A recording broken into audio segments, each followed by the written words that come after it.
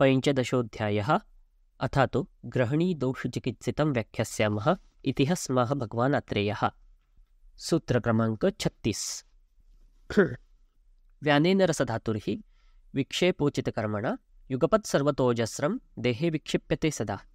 क्षिप्यमाणः खवेगुण्यात् रसः सज्जति यत्र सः करोति विकृतिं तत्र हे वर्षम् इव तो यदः। दोषाणाम् अपि च एवं स्यात् एकदेशप्रकोपणम्। या सूत्रात 2-3 महत्त्वाच्या गोष्टी आपल्याला सांगितलेल्या आहेत चरकाचार्यांनी. एकतर व्यानवायू आणि आहाररस किंवा रसधातू याचं शरीर पोषण कर्तृत्व किंवा व्याधी कर्तृत्व, की कशाप्रकारे शरीराचं पोषण होतं आणि कशाप्रकारे त्यांच्याचमुळे व्याधी निर्माण होऊ शकते. तर याच्या सुरुवातीलाच टीकेची सुरुवात सुद्धा अशीच आहे की अथ को अन्नरसम रक्तादी धातू पोषकम प्रेरयती. रक्ताती अन्नरस आणि रक्तादी धातू पोषक यांना प्रेरणा कोण देतो तर व्यानवायू. येन तत्र तत्र रसः सर्पती इतिह व्यानेन इत्यादी. की व्यानवायू हा आपलं विक्षेपणाचं उचित असं कर्म करतो. आणि कसं युगपत आणि सर्वतः अजस्रम सगळीकडे युगपत एकाच वेळी असं सतत न थकता कुठेही न विश्रांती घेता असं अजस्र कार्य त्याचं करत असतो. कोणतं? देहे विक्षिप्यते सदा रसधातू. रसधातूला देहात विक्षेपण करायचं एकाच वेळी सर्वत्र सतत असं महत्त्वाचं काम व्यानवायू करतो. क्षिप्यमाणः खवैगुण्यात रसः सज्जति यत्र सः करोति विकृतिं. पण याच्यात काय होतं की या संपूर्ण जी प्रोसेस आहे व्यानवायूने रसधातू विक्षेपणाचं जे कर्म करायचं आहे त्याच्यात खवैगुण्य जर कुठे आलं, कोणत्याही स्रोतसात, कोणत्याही अवयवात, कुठच्याही शरीरातल्या स्थानात, तर तिथे रसः सज्जति यत्र सः करोति विकृतिं. तो रस तिथेच संचित होतो आणि त्याच्यामुळे विकृती निर्माण होते. खे वर्षम इव तो यदः. ज्याप्रमाणे वायू पाण्याने भरलेल्या ढगांचं वहन करत असतो आणि जिथे त्याच्या वहनात अडथळा निर्माण होतो त्या ठिकाणी पाऊस पडतो, याप्रमाणे जिथे व्यानवायूच्या वहनात अडथळा निर्माण होतो तिथे त्या रसाची संचिती होते आणि तिथे व्याधी निर्माण होते. दोषाणाम अपि च एवं स्यात् एकदेश प्रकोपणम. दोषाणाम अपि, दोषांच्या बाबतीत देखील याचप्रमाणे जिथे दोषांची संचिती ज्या देशात, ज्या स्थानात, ज्या अवयवात, ज्या स्रोतसात होते तिथे व्याधींची निर्मिती दोषांमुळे होते. तर अशा प्रकारे खूप एक महत्त्वाचं गोष्ट आपल्याला व्याधी निर्मिती प्रक्रियेतली कुठच्याही प्रकारच्या सांगणारं हे सूत्र आहे की 2 महत्त्वाच्या गोष्टी आपण चिकित्सक म्हणून असतो तेव्हा लक्षात घेतल्या पाहिजेत. एकतर व्यानवायूचं वहन आणि रसधातूचं विक्षेपण. म्हणजे व्यानवायूला इथे व्यानवायूची स्वतःची काही कर्म आहेतच. व्यानवायू प्रकोपित झाला तर काय होईल, व्यानवायू प्राकृत असेल तर काय होईल हे समजून घ्यायचं, हे एक वेगळं कर्म, हे एक वेगळा अभ्यास आणि वेगळी समजून घेण्याची गोष्ट आहे. पण व्यानवायूने विक्षेपण करायच्या कर्मात अडथळा आला तर तो सुद्धा दुरुस्त करून आपल्याला व्याधीनी बरं करण्याच्या प्रक्रियेत व्यानवायूचा विचार करण्याची गरज यामुळे निर्माण होते. आपल्याला बऱ्याच वेळा व्यानोदानकाळी औषध देण्याचं जे एक आपल्याला लॉजिक हवं असतं, की जे आपल्याला साधं एक नियमित आपल्याला औषध सेवन काळाच्या माध्यमातून एक माहिती आहे की सकाळच्या खाल्ल्यानंतर औषध द्यायचं ते व्यानवायूवर काम करतं. पण ते व्यानवायूवर काम म्हणजे काय करतं आणि कशा प्रकारे करतं ही जशी एक इन डिटेल समजून घेण्याची प्रोसेस आहे त्याच्यातला हा एक महत्त्वाचा मुद्दा आहे की व्यानवायूला सुद्धा व्यवस्थित करावं लागतं. तुमचा मुळात व्यानवायूचं वहन व्यवस्थित होत असेल. इथे जरी रसधातूविषयी सांगितलेलं आहे तरी रसधातू म्हणजेच तो कुठच्याही प्रकारचा पोषकांशाचं वहन करणारा वायू आहे. त्याच्यामुळे तुम्ही उद्या औषध व्यानवायूवर सोडलं, एखादं व्यानकाळी उदानकाळी सोडलं, पण व्यानाचं वहनच व्यवस्थित होत नसेल तर त्याला सुद्धा भरपूर महत्त्व व्यानाच्या वहनाला इथे मिळतं. कारण जेव्हा आपल्याला एक सिंपल लॉजिक याच्यावरून लक्षात येतं की व्यानवायू वहन करतोय, त्याला कुठेतरी अडथळा निर्माण झाला आहे, तिथे रससंचिती झाली आहे, तिथे व्याधी निर्माण झाला आहे. पण ही झाली एक साधी प्रोसेस. साधी अशा दृष्टीने म्हणतो की जेव्हा आपल्यासमोर रुग्ण येऊन बसतो तेव्हा ती एवढी साधी नसते. त्या रुग्णात भरपूर मल्टिपल स्टेजेस, मल्टिपल लेवल्सवर अडथळे निर्माण झालेले असतात. जसं आपल्याला रस्त्यावर जाताना ट्रॅफिक जॅम दिसतं की एखाद्या चौकात ट्रॅफिक जॅम आहे, तर त्याचा इम्पॅक्ट हळूहळू मागच्या चौकावर होतो, त्याचा इम्पॅक्ट अजून मागच्या चौकावर होतो. त्याप्रमाणे आपण एखादी गोष्ट टार्गेट करत असताना मुळात व्यानवायू तिथपर्यंत व्यवस्थित प्राकृतरित्या पोचतो आहे की नाही, ही गोष्टच बऱ्याच वेळा कन्फर्म नसते. आणि तशी जर कन्फर्म नसेल तर व्यानवायूचं वहन व्यवस्थित व्हावं, सुरळीत व्हावं, याच्यासाठी सुद्धा आपल्याला औषधी योजना, अपार्ट फ्रॉम व्याधीकरताची औषध योजना किंवा व्याधी प्रत्यनिक, दोष प्रत्यनिक औषध योजनेशिवाय अशी एक आपल्याला करावी लागते. थोडक्यात सांगायचं तर शरीर शुद्धीकरणाची जी प्रक्रिया असते, ज्याला आपण कदाचित मुक्त पंचकर्म म्हणू, किंवा रोजच्या रोज आपण डेली बेसिस या तत्वावर जे रुग्णाच्या शरीरात आपण करत असतो, मग काही तुम्ही अविपत्तिकर चूर्ण देऊन मलशोधन करत असाल किंवा जे काही प्रकारे करत असाल, या सगळ्या गोष्टी या फक्त दोषानुलोमन किंवा दोष बाहेर काढणे असं नसून शरीरातील वहन प्रक्रिया व्यवस्थित करणे ह्याच्यासाठी सुद्धा असतात. तर या सूत्रातून आपल्याला महत्त्वाचं समजून घ्यायचा भाग हा आहे. टीकेत एक 2-3 महत्त्वाचे घटक आहेत की रसरूपो धातुः किंवा रसति इति रसो द्रवधातुरुच्यते तेन रुधिरादिदाम अपि द्रवाणं ग्रहणं भवती. की इथे द्रवधातू सांगितलेले आहेत. म्हणजे थोडक्यात धातू हा शब्द वापरलेला असला तरी धातूंचे पोषकांश, आपण प्रथम वर्षाला जेव्हा शारीरिक क्रियेमध्ये या सगळ्या गोष्टी शिकतो की हा धातू पूर्णपणे स्थैर्य पावलेला नसून हा धातू वहन स्वरूपातला, द्रव स्वरूपातला असा असल्यामुळे त्याला पोषकांश, थोडक्यात धातू पोषकांश अशा पद्धतीने आपण समजून घ्यायचं आहे. अशा द्रवरूपी धातू पोषकांशाचं वहन व्यानवायू करतो.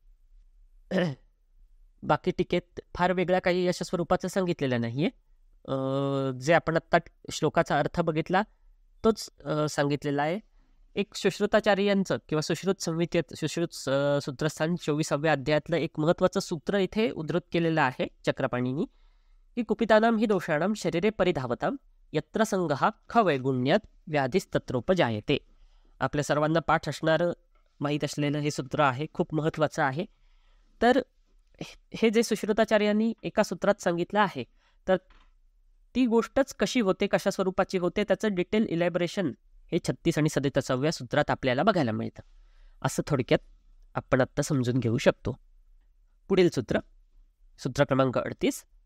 इति भौतिक धात्वन्न पक्तॄणां कर्मभाषितम् अन्नस्य पक्ता सर्वेषां पक्तॄणामधिपोमतः तन्मूलास्तेहि तद्वृद्धि क्षयवृद्धि क्षयात्मकाः तस्मात्तं विधिवद्युक्तैरन्नपानेन्दनैर्हितेः पालयेत् प्रयतस्तस्य सितौ हि आयुर्बलस्थितिः यो हि भुङ्क्ते विधिं त्यक्त्वा ग्रहणी दोषजान् गदान् स लौल्यान् लभते शीघ्रं वक्ष्यन्ते अतः परन्तु ते.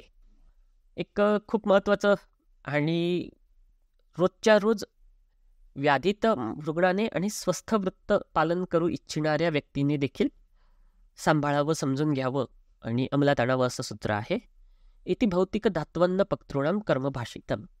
इथे काय म्हणतात चरकाचार्य, की आता भौतिक म्हणजे भूताग्नी, धात्वाग्नी आणि जाठराग्नी अशा थोडक्यात अग्नींचं कर्मभाषितम, कर्म सांगतो. आपल्याला माहीतच आहे, माहीत नसेल तर एकदा आपण रिव्हिजन करू की उक्तानां अग्नीनां कर्म उपसंहरती. टीकेतलंच वाचतोय मी. भौतिकाः 5, धात्वाग्नयः 7, अन्नपक्तैकः, अन्नाचं पचन करणारा 1 जाठराग्नी, 7 धातूंचे 7 धात्वाग्नी आणि 5 महाभूतांचे 5 भौतिकाग्नी. तर श्लोकाचा अर्थ जरा समजून घेऊ. अन्नस्य पक्ता सर्वेषां पक्तॄणां अधिपोमतः.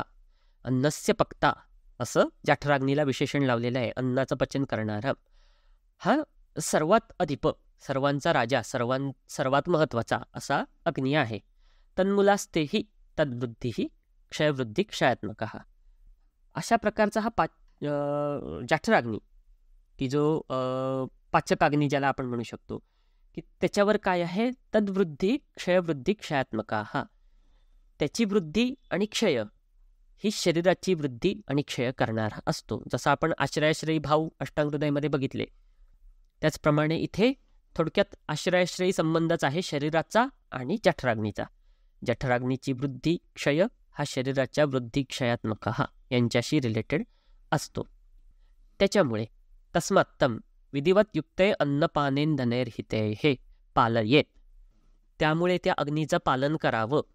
कसं? विधिवत युक्तैः, विधिवत युक्ते, एकदम व्यवस्थित शास्त्रोक्त पद्धतीने केलेल्या अन्नपाने इंधनेसह, अन्नपानरूपी इंधनाने त्या अग्नीचं पालन करावं. म्हणजे योग्य प्रकारे आपण अष्टांगहृदयाच्या 5व्या 6व्या अध्यायातल्या पासून, किंवा रादर अष्टांगहृदयातला 5वा 6वा 7वा 8वा हे 4 अध्याय असतील. चरक सूत्रस्थानातला 25 26 27वा अध्याय असेल. विमान स्थानातला 1ला 2रा अध्याय असेल. या सगळ्यामार्फत आपण एवढा वेळ आपण हे सगळ्या गोष्टी ज्या शिकत असतो, अष्टवार विधी विशेषायतन असेल, या सगळ्या गोष्टी आपल्याला जाठराग्नीचं पालन कसं करावं, वेळोवेळी त्याला कसा सांभाळावा, त्याचा विचार कसा औषधात करावा, आहारात करावा, रोजच्या जगण्यात करावा, हेच शिकत असतो.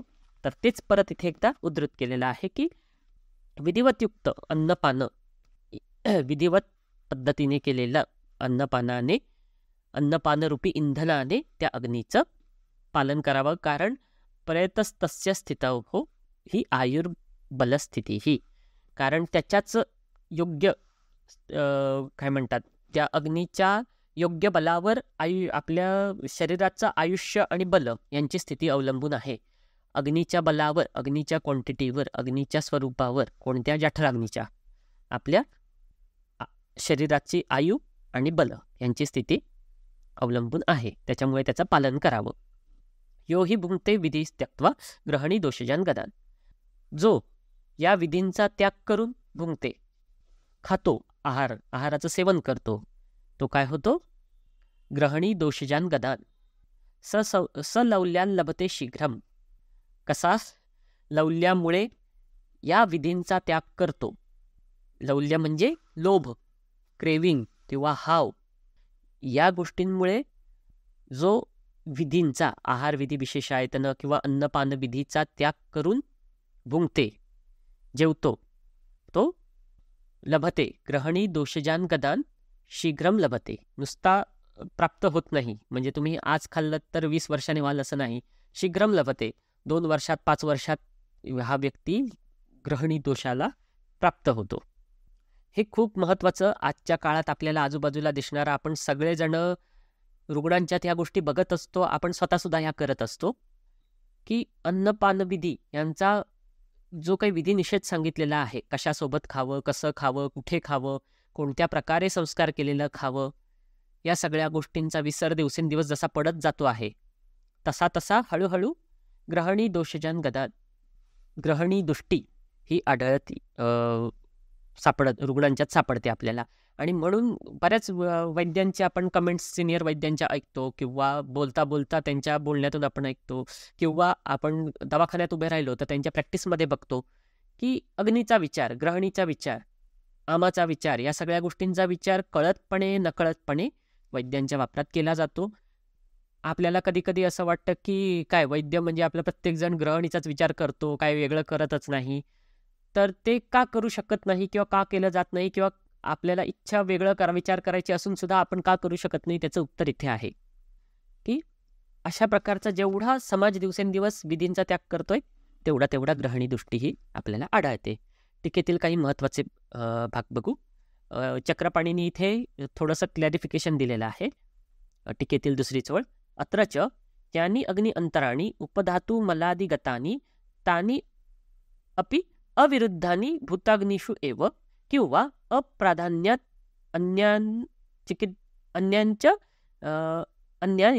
अन्यान्य किंचित कराणी न उक्तानी. म्हणजे काय की अन्य उपधातू मल यांचे जे अग्नी आहेत, जसे धात्वाग्नी आहेत तसे उपधात्वाग्नी पण आहेत, मलाग्नी पण आहेत, पण त्याचं अविरुद्धानी भूताग्निषु एव, त्यांचा अंतर्भाव हा भूताग्नींच्यातच होतो, त्याच्यामुळे त्यांचं वर्णन इथे वेगळं केलेलं नाही. किंवा अप्राधान्यात, त्यांचं चिकित्सा विचार करताना त्यांना अप्राधान्य असतं, त्यांचा प्राधान्याने विचार करण्याची आवश्यकता लागत नाही, म्हणून त्यांचा इथे उल्लेख केलेला नाही. सर्वाग्निषु जाठराग्ने हे प्राधान्यम आह अन्नस्य इत्यादी. सर्व अग्नींचा प्रधानभूत अग्नी असा जाठराग्नी आहे. त्याच्यानंतर टीकेतील पुढचा महत्त्वाचा भाग जो आपण आत्ता वर बघितला त्याचंच एलॅबरेशन आहे. आपण जे डिटेल बघितलं ते की आयुबलाची स्थिती ही पाचकाग्नीच्या स्थितीवर अवलंबून असते.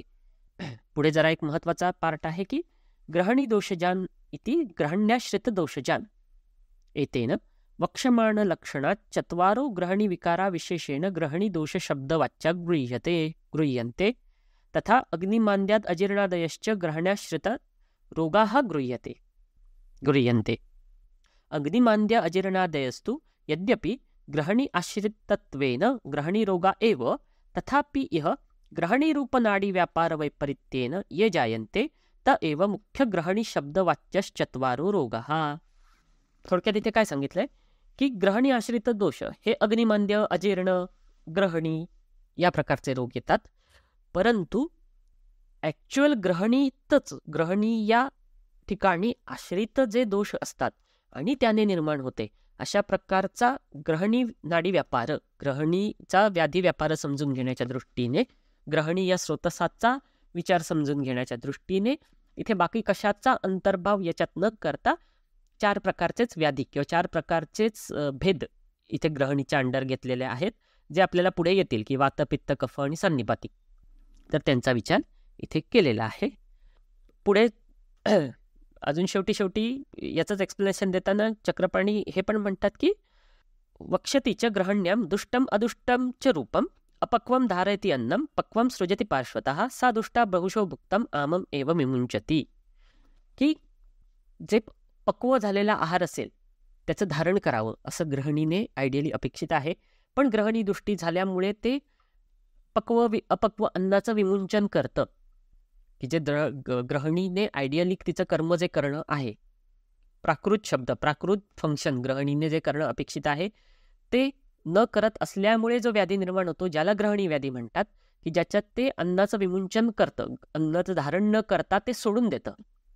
तर असंच काम याच प्रकारची गोष्ट अतिसारे यद्यपि पक्वान्नम मुंचनम असती की अतिसारात पण याच प्रकारचं व्याधी झालेली दिसते की अन्नाचं धारण झालं पाहिजे पण ते धारण न होता बाहेर टाकलं जातं की जे सुरुवातीला दोष टाकले जातात पण पुढे जाऊन शरीरातील जो पोषकांश आहे तो पण बाहेर टाकला जातो.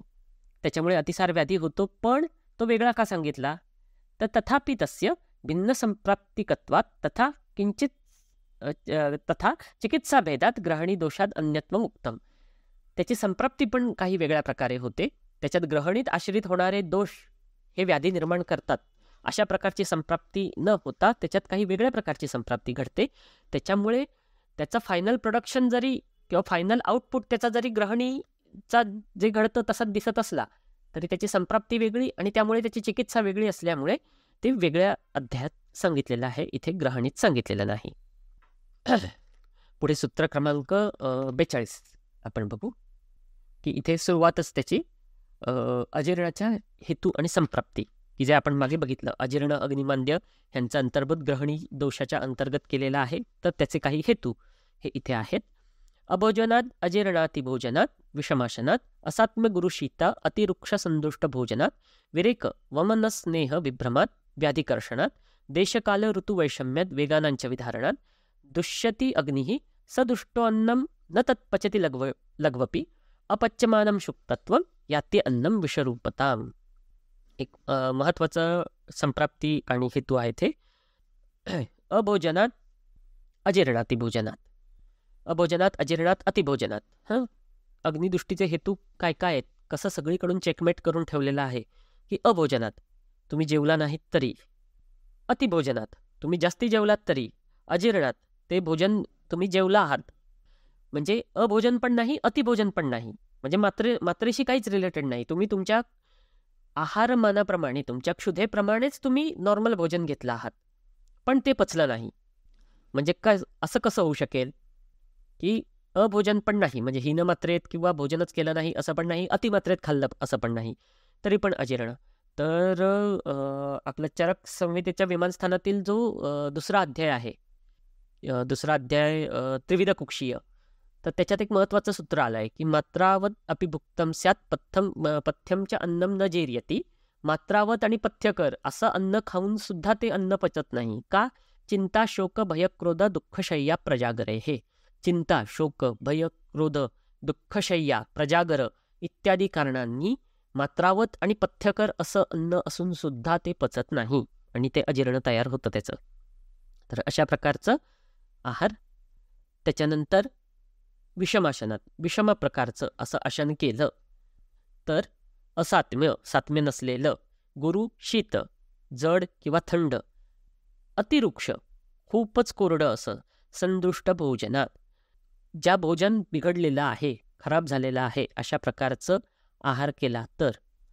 हे झाले खाण्याशी रिलेटेड. त्याच्या पलीकडे काय, विरेक वमन स्नेहविभ्रमात. पंचकर्म करतानाच्या ह्या प्रोसेस आहेत की विरेक वमन याच्यातील काहीतरी गोष्टी स्नेहविभ्रमात. स्नेहपान करताना उष्णोदकोपचारी स्यात, जो अष्टांगहृदय सूत्रस्थान 16व्या अध्यायात सांगितलेला श्लोक, किंवा स्नेहपानादरम्याने पाळायची दिनचर्या त्याचं पालन नाही केलं तर. विरेक किंवा वमन याच्या वेळी की अतिप्रमाणात अतिस्नेहपान झालं किंवा वमन विरेचन सम्यक झालं पण संसर्जन क्रमाचं पालन व्यवस्थित केलं गेलं नाही, अशा काही प्रकारे. व्याधिकर्षणात व्याधींमुळे शरीराचं कर्षण होऊन खूप मोठ्या प्रमाणात अनेक प्रकारच्या व्याधी हे शरीराचं आणि जठराग्नीचं आणि ग्रहणीचं कर्षण करत असतात. आणि फक्त व्याधीच नाही तर अनेक प्रकारची औषधं देखील शरीराचं ग्रहणीचं अग्नीचं कर्षण करत असतात. ते कशा प्रकारे करत असतात, काय करत असतात, तसं झालं तर त्याचे उपाय काय, या सगळ्या गोष्टी या अध्यायात आपल्याला खूप सुंदर प्रकारे पुढे पुढे येणार आहेत. आपण त्या तिथे तिथे बघूच. पण ह्या गोष्टी आपण वैद्य म्हणून चिकित्सा करताना किंवा चिकित्सक म्हणून आपण रुग्णाला तपासताना आणि त्याची औषध योजना करताना लक्षात ठेवण्यासारख्या आहेत. या दिसताना घिस्या पिट्या हुया ऐसे घिसे पिटे किंवा वापरून वापरून अनेक वेळा तेच परीक्षेत लिहून वायवात उत्तरं देऊन पेशंटच्या प्रश्नांची उत्तरं देऊन कंटाळा येईल अशा गोष्टी या असल्या वाटत असल्या तरी त्यांचं खूप महत्त्व आहे. तर व्याधिकर्षण हा एक महत्त्वाचा मुद्दा याच्यात लक्षात घेण्यासारखा आहे. देशकाल ऋतू वैषम्यात की देश विपरीत किंवा वैषम्य झालं, कालाचं वैषम्य झालं, ऋतूचं वैषम्य झालं तर, वेगानांच्या विधारणात वेगांचं धारण केलं तर, दुष्टयती अग्नी या सगळ्या गोष्टी अभोजनापासून सुरू झालेल्या ह्या सगळ्या काय करतात की दुष्टयती अग्नी अग्नीची दृष्टी करतात. सदुष्टो अन्नम न तत् पचती लघ्वपी. असा झालेला दुष्ट झालेला अग्नी काय करतो, अन्नाचं पचन करत नाही. कसं, लघुअपी अत्यंत अल्पमात्रेत घेतलेल्या आहाराचं सुद्धा पचन करू शकत नाही. अपच्यमानम शुक्तत्व. आणि अशा प्रकारे पचवू न शकलेल्या अन्नाला काय होतं, शुक्तत्वम शुक्तता अम्लता येते आणि याती अन्नम विषरूपताम. ते शेवटी विषरूप किंवा विषाप्रमाणे. विषाचं वैशिष्ट्य काय आहे की बहुविकारकारी, पुढे टीकेत तो शब्द येईलच, की अनेक प्रकारचे आजार निर्माण करणारं असं अन्नाचं स्वरूप तयार होतं. टीकेतले थोडेसे भाग बघू. देशवैषम्यम देशव्यापत साच जनपदोद्ध्वंसनीये प्रोक्ता ऋतुशब्देनं शिशिराद्य ऋतू. म्हणजे ऋतुविपर्यय. जसं आपण सध्या बघतोय की उन्हाळ्यात पाऊस पडतो, पावसाळ्यात थंडी येते, थंडीत गरम होतं, ऋतुवैषम्य. देशवैषम्य कसं आहे तर जनपदोद्ध्वंस अध्यायात आपल्याला ते कळेलच की देशबाधा कशी होते, कालवैषम्य कसं होतं, ह्या सगळ्या गोष्टी जनपदोद्ध्वंस अध्यायात आपण बघितलेल्या आहेत. तरी तशा प्रकारचे जे हेतू घडतात ह्या सगळ्यांनी अन्नाची दृष्टी होते, त्याच्यामुळे अग्नीची दृष्टी होते, त्याच्यामुळे तो अन्नाचं अल्प लघुमात्रेतल्या अन्नाचं देखील पचन करू शकत नाही असा बनतो आणि त्याच्यामुळे त्या अन्नाला शुक्तता येते आणि पुढे त्याला विषवत येतं, विषवत स्वरूप येतं. विषरूपम इति यथा विषम बहुविकारकारी भवती तथा तद्रूपताम. आणि अशा प्रकारे अजीर्ण या व्याधीची निर्मिती होते. याचे बाकी लक्षणं आणि बाकी त्याची वैशिष्ट्य या गोष्टी आपण पुढे बघूच. सुश्रुताचार्य सुश्रुत संहितेतील एक महत्त्वाचं सूत्र इथे उद्धृत केलेलं आहे चक्रपाणींनी की आमम विदग्धम विष्टब्धम कफपित्ता अनिलः क्रमात अजीर्णम केचिदिच्छन्ति चतुर्थम रसशेषतः. आपण अष्टांगहृदय सूत्रस्थान 8व्या अध्यायात देखील बघितले की आम विदग्ध विष्टब्ध हे कफ पित्त अनिल यांनी निर्माण होणारी अजीर्ण आहेत. आमाजीर्ण कफामुळे, विदग्धाजीर्ण पित्तामुळे, विष्टब्धाजीर्ण कफामुळे. आणि अजून काही आचार्य चौथं अजीर्ण मानतात की रसशेषाजीर्ण, की रसधातूचं अपचन झाल्यामुळे जे निर्माण होतं ते रसशेषाजीर्ण. तर या सूत्राच्या निमित्ताने एक महत्त्वाची गोष्ट की जी मी स्वतः बघितलेली आहे करताना, विशेषतः धोपेश्वरकर सरांच्या ओपीडीमध्ये जेव्हा आम्ही पुनर्वसूत होतो तेव्हा सरांना बऱ्यापैकी रुग्णांना आम्ही असं देताना बघितलेलं आहे की उदाहरण सांगायचं झालं एका रुग्णाचं तर तो पोलीस इन्स्पेक्टर होता. तो काय डिपार्टमेंट त्याचं नाव विसरलो, पण तो अशा डिपार्टमेंटला होता की आउट ऑफ स्टेट जाऊन ज्या लोकांना पकडायचं असतं, रेड टाकणे थोडक्यात अशा स्वरूपाच्या कामात होता. त्याच्यामुळे त्यानं त्यांचं शेड्यूल तसंही पोलीस किंवा अशा लोकांना त्यांचं शेड्यूल माहीत नसतं, कारण कुठे कधी काय होईल, त्यांना किती वाजता जावं लागेल हे माहीत नाही. त्याच्यात ही गोष्ट त्या पेशंटच्या बाबतीत तर होतीच, त्याच्याशिवाय ती गोष्ट परत साधीसुधी नव्हती. तुम्हाला दुसऱ्या कुठच्या ठिकाणी शहराच्या बाहेर, पुण्याच्या बाहेर, महाराष्ट्राच्या बाहेर पाठवून कुठे पाठवतील, किती दिवसांसाठी पाठवतील आणि कोणाला पकडायला पाठवतील, या गोष्टींचं किती प्रेशर असू शकेल याचा तुम्ही विचार करू शकता. तर अशा प्रकारचे त्याचा कामाचं स्वरूप असल्यामुळे, दीर्घकाळ स्वरूप असल्यामुळे त्याच्या अन्नाची दृष्टी झाली. आणि त्याला सुरुवातीला काही काळ जसं आपल्याला एक रुग्णाच्या शरीराचा अंदाज घ्यावा लागतो, काय आपल्याकडे ते मोजणारे कुठचं यंत्र नाही आहे की यंत्रात टाकलं आणि त्याचं धातू बलं, व्याधी बलं, दोष बलं, आजूबाजूच्या घटकांचं बलं मोजलं आणि त्याच्याप्रमाणे औषध पुढीत घालून दिलं. त्याला काही 1-2 फॉलोअपमध्ये त्याला मिळणारा उपशय अनुपशय ह्याच्यावरून सरांनी त्याला शेवटी संसर्जन क्रमासारखं सुरू केलं. आणि त्या संसर्जन क्रम तरी आपल्याला माहिती आहे की पेया विलेपीपासून सुरू होतो, पण इथे सरांनी त्याला फक्त सिद्ध जल, म्हणजे पहिले 2 दिवस फक्त काहीच खायचं नाही. पहिला दिवस फक्त सुवर्ण टाकलेलं उकळून प्यालेलं एकदम शुद्ध जल, पाण्यात पण म्हणजे पाचक द्रव्य पण तिखटू किंवा असं पण नाही, फक्त पाणीच उकळायचं आणि आटवून अर्ध करायचं आणि याप्रमाणे अर्ध का 1/4 करायचं आणि ते प्यायचं. पहिला दिवस किती भूक लागली तरी एवढंच प्यायचं. दुसऱ्या दिवशी तुला जेवढी भूक लागेल, कितीही भूक लागू दे, काही इच्छा होऊ दे, पण ही दिलेली पावडर पाण्यात टाकायची आणि ते आटवलेलं पाणी प्यायचं. तिसऱ्या दिवशी पेज प्यायची. असा संसर्जन क्रमाच्या पण 2 पावलं मागे जाऊन त्याला सरांनी आहाराचा कोर्स दिला. सांगायचा मुद्दा असा की हा कोर्स ऑफकोर्स स्वतः विचार केला तरी लक्षात येईल की याचं पालन करणं हे खूप कठीण आहे.